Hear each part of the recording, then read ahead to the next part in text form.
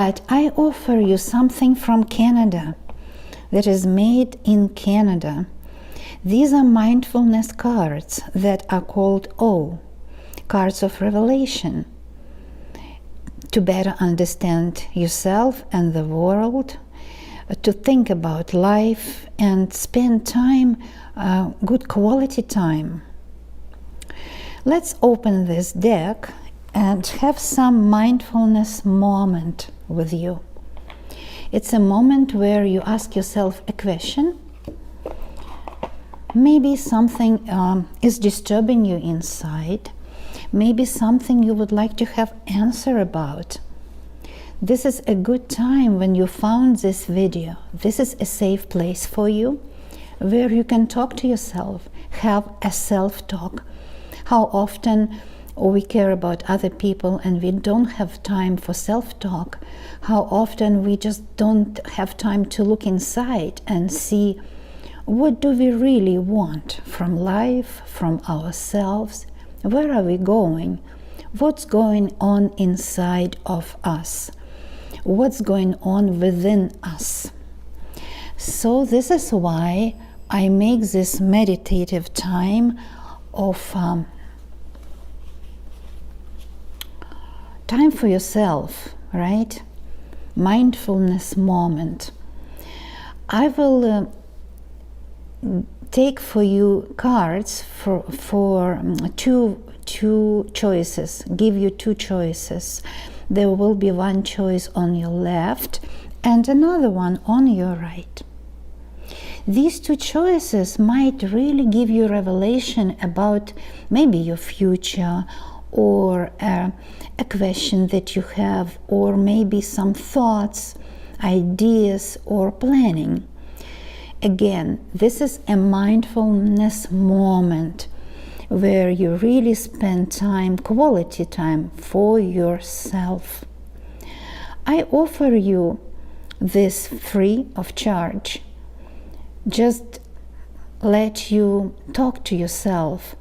If you believe in higher power, talk to higher power within and find answers to your heart-burning questions. You can, of course, ask your questions, and you will be surprised how this mindfulness practice will answer your questions. One question on the left, one on the right. One train of thoughts, an idea from the left and an idea from the right. Sometimes we can find out what's really going on with our inner life. Quite often our inner life is independently going from our outer life. So inner life of self. This card from the left and one from the right here. I'm glad to spend with you this beautiful mindfulness moment. Now these cards will go in the middle of this square card. We also pick one for the left,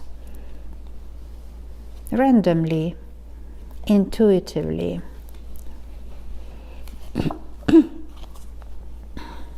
Let's look and see. Interesting.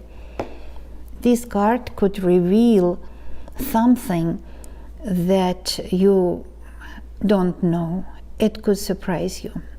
Okay, let's start. So the square part tells you comic. Comic, you see all four sides say comic. Maybe situation that you found yourself right now does not appear to you comic, but maybe it's another angle of viewing your situation and giving you some insight. Let's see. Comic, this is a snake. You might think, what's comic about the snake?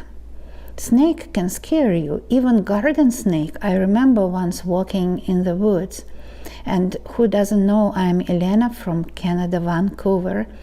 We don't have any poisonous snake in the neighborhood. But when I saw garden snake crossing the street just on my path, I got startled. Although I'd never seen snake in nature, but my archetypal self, maybe my ancestors, did come across snake in real life. And my sort of archetypal psyche got scared because, okay, garden snakes don't bite, they are not poisonous, but it still has a form of snake, has appearance of a snake, has a structure of a snake. And this revelation, this mindfulness moment reminds you that everything that might seem or might look dramatic to you has inside, has another angle of viewing, and it could be a comic side. So it could be your boss or annoying neighbor or maybe some economical situation in your country or in the world or political information that scares us all. Sometimes things that scare us could be looked at from the other angle, from the other point of view. And often, indeed, these people or situations that try to threat others, they look sort of comically from outside, if we have eyes, so to say, to see it. Because often people or situation who threaten us are afraid of us.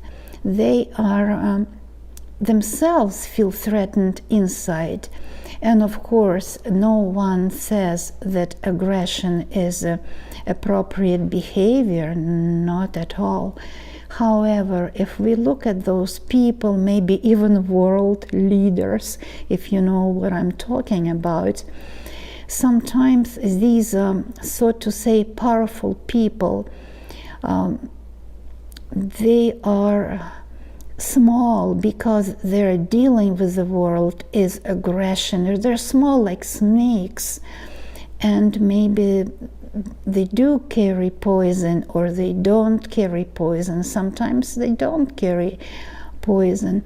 Often, let's say a work situation, it feels and looks like the boss carries poison, but maybe not. Maybe it's just our small inner self that is scared of outer world and see poison where is no poison at all. So this snake that might threaten you in outside world, in real life, is just a comic creature that has no better means to communicate with the world, has no means of generous heart or mindfulness, yes, and scares outside the world with a hiss of a snake or with a double-sworded tongue that spreads the poison around. And our responsibility is not to get scared by this maybe small self that is inside of us. Maybe it is a real threat from outside. However, there are more goodness in this world than evil energy. So let's just look at comic side of situation that you found yourself in, and see a comic side of you got scared of a garden snake. Maybe whatever scares you is not poisonous at all, it's just a garden snake. And that person or political situation or economical situation that scares you in real life is just a manipulative side of these, so to say, beings. And our maybe task is to see the comic situation that all of us buy in, all of us are threatened of some negative energy instead of just not getting threatened by something that is manipulative, because the snake often represents the archetype of manipulation. Maybe it is someone in your family, or as I said, in your workplace that is trying to manipulate you. Try next time to see that situation from a comic side. That might help you a big deal. Okay, that was your mindfulness moment from the left. And also I invite you to think about what does it tell you, because I just give you an example, but you will have your own revelation from it. Would be great if you can write down a comment and what revelation you got from this. What insight you got from it. It could help us all, because everyone is smart and intelligent, and everyone, we can benefit from intelligence of each other. So write a comment, please. I would love to hear from you. And now let's look into next revelation. You can ask your question if you wish, and this will give you the answer. It says apology. Apology. So it could be both ways. You must apologize or you must not apologize. Someone must apologize. Maybe someone hurt you, or someone must not apologize. You will see what this next card says. It's a donkey. Look at this. It's a donkey. I've heard some ancient wisdom might apply to this situation. The most hurt we might from people who dishonor or hurt us with words or deeds, when we did not do any wrong to those people. Let's say someone might insult you and you did not do any harm to those people. This is the most difficult insult. Like, let's say YouTuber, the one who delivers videos for you, like me. If someone writes a very mean comment, I did not do any harm to those people and they insult me or you. This is the most difficult insult that can hurt you. If someone insults you and you did no harm. The same way goes to people who praise us. To praise us if we did not do any good to them, but they still praise us. Sometimes people praise us for our favor to them, and this is well-deserved praise. But there is a higher praise. If people praise us and we did not do any good to them, so that means that they don't want anything from us. They just see goodness in us, and they are very generous in giving praise to people that there's no connection to, there's no dependency upon. So this might apply to this reading, to this mindfulness moment. If someone did harm to you, if someone manipulated you, put some burden on you, and you feel yourself like this donkey. So, and they still apologize, this apology could be taken like insult. I will tell you my situation to clarify what I mean. I had a neighbor who were very annoying and partying every night. One of my sleepless nights that I just was pushed to hear the loud music all night through. I in the morning felt really tired and did not have a restful sleep because of my neighbor's behavior. It was completely unacceptable. So the lady from the next door who partied whole night brought me flowers afternoon and saying, "My apology for noise last night." That is totally inappropriate. I did not need her flowers. I need her not to break the rules. It is by law rules not to make noise during the night. And her apology was even more insulted than her behavior through the night. I did not need that apology. I just need her to obey the rules. So maybe someone insulted you and apologized. You don't need their apology. You don't want them to insult you in the first place. So this is one of the examples when an apology is inappropriate and it hurts even more. It's just like double insult. But maybe you saw something else here.